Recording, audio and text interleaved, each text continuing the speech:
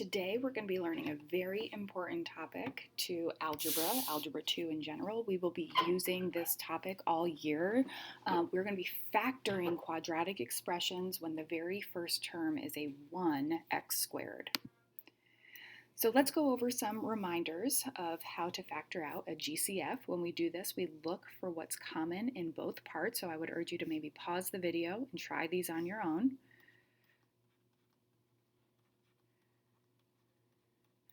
Once I figure out what my GCF is, I then divide it out of both of my terms.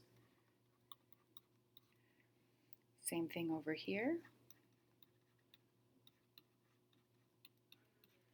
And I factored out my GCF. Knowing what the GCF is and factoring it out is a very important part of, again, what we're doing today. Some vocabulary to kind of remind you of if you haven't heard these terms. A monomial is one term, a binomial is two terms, and a trinomial is three terms. Today we are going to be working with binomials and trinomials. Whenever you're factoring, it's always important to factor out the GCF first.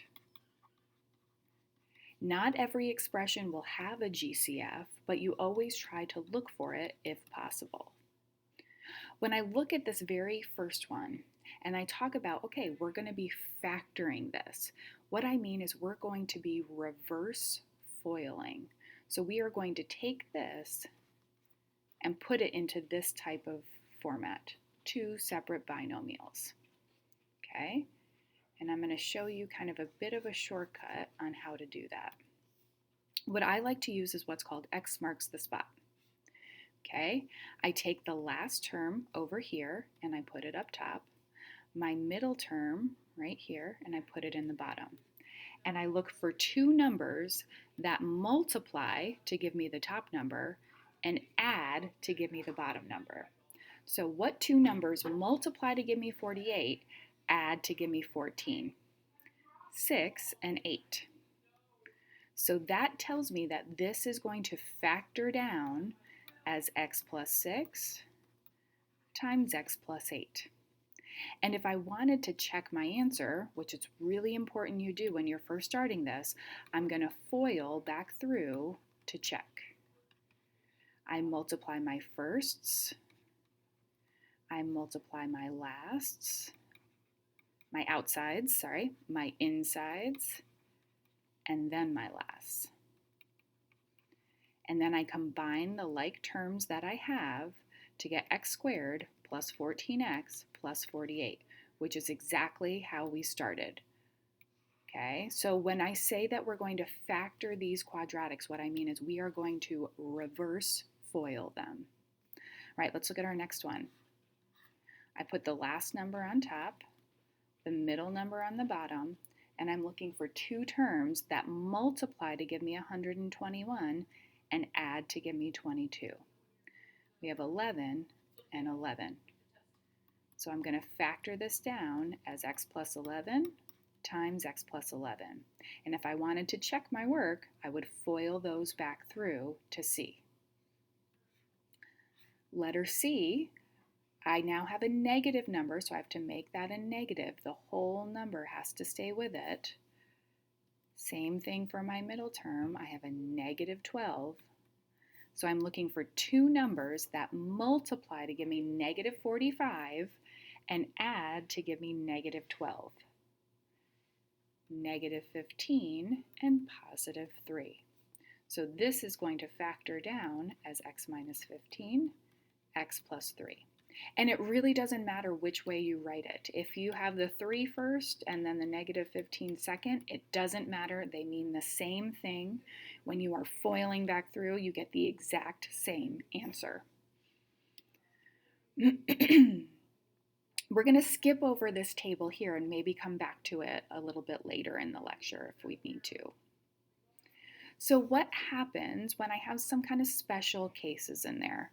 When I look at letter A, I notice, if a trinomial is in this form, ax squared plus bx plus c, well, what happens if I am missing this middle term, right? It's not in there.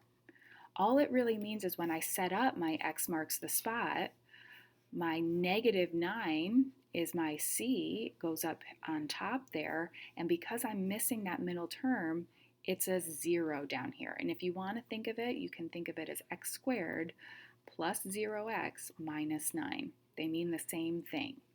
So I'm looking for two numbers that multiply to give me -9, add to give me 0. I get 3 and -3. And so that factors down as x minus 3, x plus 3. All right, let's look at letter B. We don't have any missing terms, and I switched it up. I'm using a y now instead of an x, but it really doesn't matter. It means the same thing.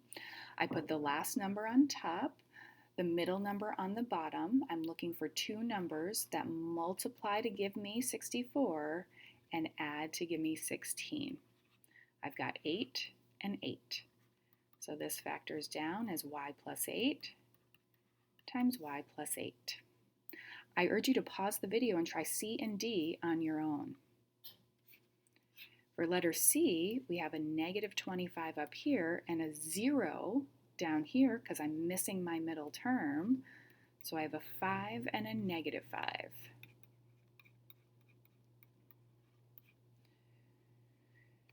Over here, I have 81, 18, 9, and 9.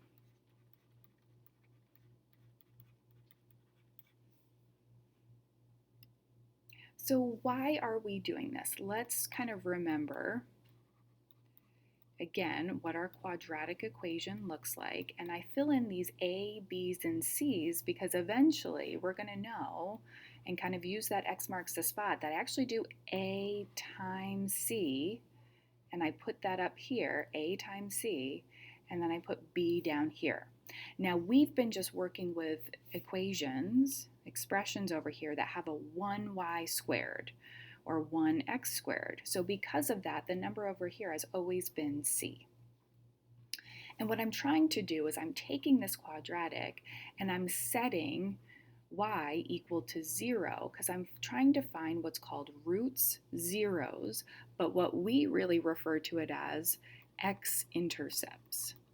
So if you remember x-intercepts, when we found an x-intercept with a line, right, say here was an x-intercept, well, we had a point, let's say it was 3, 0, something like that. Well, an x-intercept always has a y equal to 0. So that's what we're doing with all of this. We're setting y equal to 0, and we're trying to figure out what the x-intercepts are. And factoring is the first step in figuring it out. The second step is then taking that factor. So say I have two factors. So say we start with our ax squared plus bx plus c, and then I factor it down, and I get x minus 5, x plus 3. We'll just use that as our example. So say we've factored it down. The zero product property says that if you set each of these factors equal to 0, you will find your x-intercepts. So what that tells me is that, okay, up here, these were my factors that we did on the previous page, and these are what's called my zeros, my roots, my x-intercepts, and sometimes what I see, especially ACTs using, they call them solutions. It drives me crazy as a math teacher that we can't just pick one name and go with it. Unfortunately, all of these terms could refer to the same thing, which is just an x-intercept. And you'll ask yourself, okay, why does it have two x-intercepts? Well, think about it.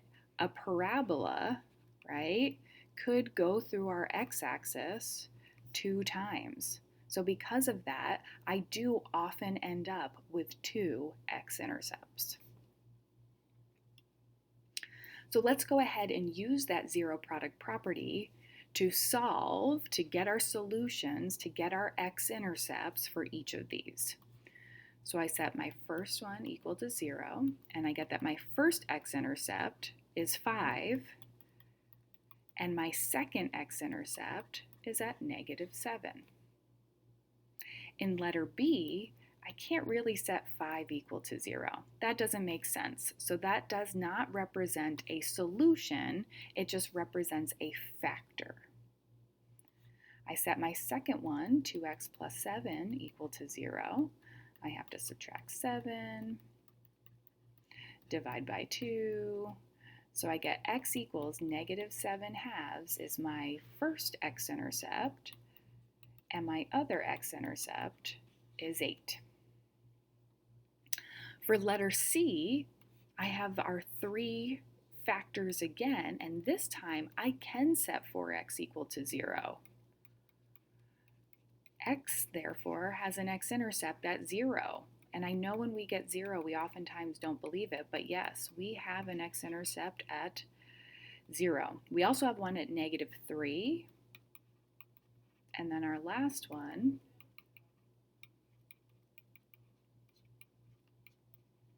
is at 2/3.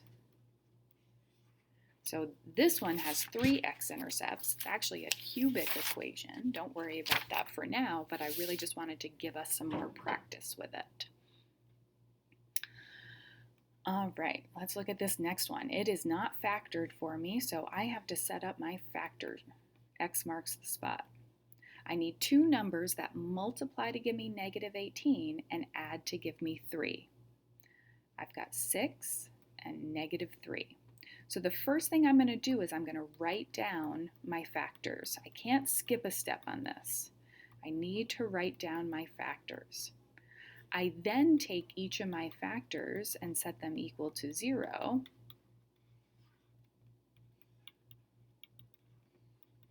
And when I do that, I get out my zeros. I get out my x-intercepts, right? All of those things that we can call them. Letter E looks a little funky, right? We have everything, we have a couple of the terms on the left side of the equation and this one on and the y squared on the right side.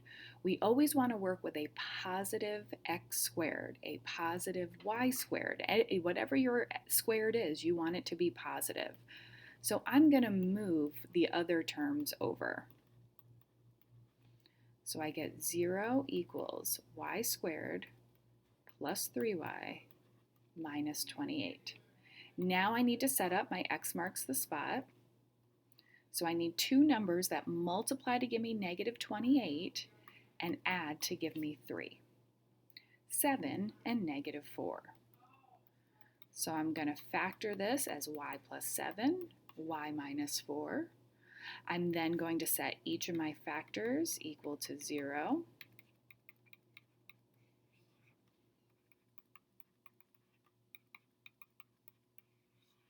And there we go.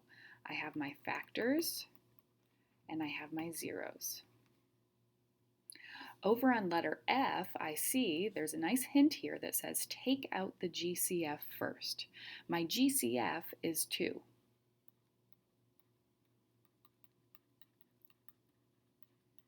Perfect. Now as I go through and set up my x marks the spot, I'm going to kind of forget that 2 is out there for now. I'm looking for 2 numbers that multiply to give me a 3, add to give me a 4. I have 3 and 1. So I get 2 times the quantity, x plus 3, times the quantity, x plus 1. I then set each of those factors equal to 0. I get x equals negative 3. X equals negative 1. Those are my zeros. Up here, these are my factors. I can't really set 2 equal to 0, right? That doesn't make sense. So it's not a solution. It's not a 0. It's not an x-intercept. It just happens to be one of our factors. All right, you can skip over this section. I think we've already talked a little bit about kind of our x-intercepts and what they are. So let's go ahead and move on. We have 4 more final examples to do in our notes. And I urge you to pause the video and try these on your own before I go ahead and show you the answers. I'm looking for 2 numbers that multiply to give me negative 24 and add to give me 5. I have 8 and negative 3. Since I'm trying to find an x-intercept, I'm going to set y equal to 0.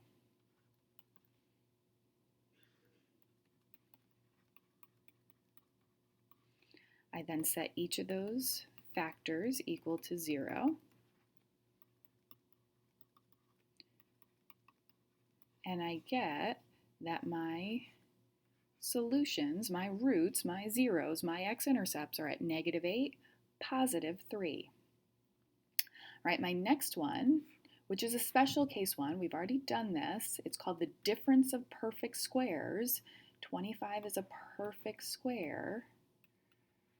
And I don't have any middle term. So this is going to factor down as x plus 5, x minus 5. So here's where I get my zeros, and these are my factors. Letter C, 6 and 5. 6 always tricks students up. I need two numbers that multiply to give me 6, add to give me 5. It is 2 and 3.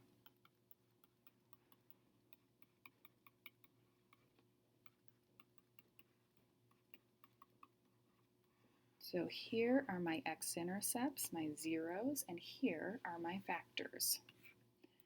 And last but not least, I need two numbers that multiply to give me a 3, add to give me a -4. I have -3 and -1. So I get that my zeros, my solutions, are right here, 3 and 1, and my factors are up here as x minus 3, x minus 1. So at this point, you have the 2.2 worksheet to do. A couple things to note. Numbers 1 through 6 are just factoring the GCF. You do not have to go through this X marks the spot process on numbers 1 through 6. Also, on the front, there is one that is not factorable. See if you can find which one is not factorable. And on top of that, it's not until you get to the back, find the zeros, the x-intercepts, the solutions, the roots, all of those things. The front page, you just have to factor, and on the back, you do need to go the extra step to find the zeros of the function as well. Thank you for your time.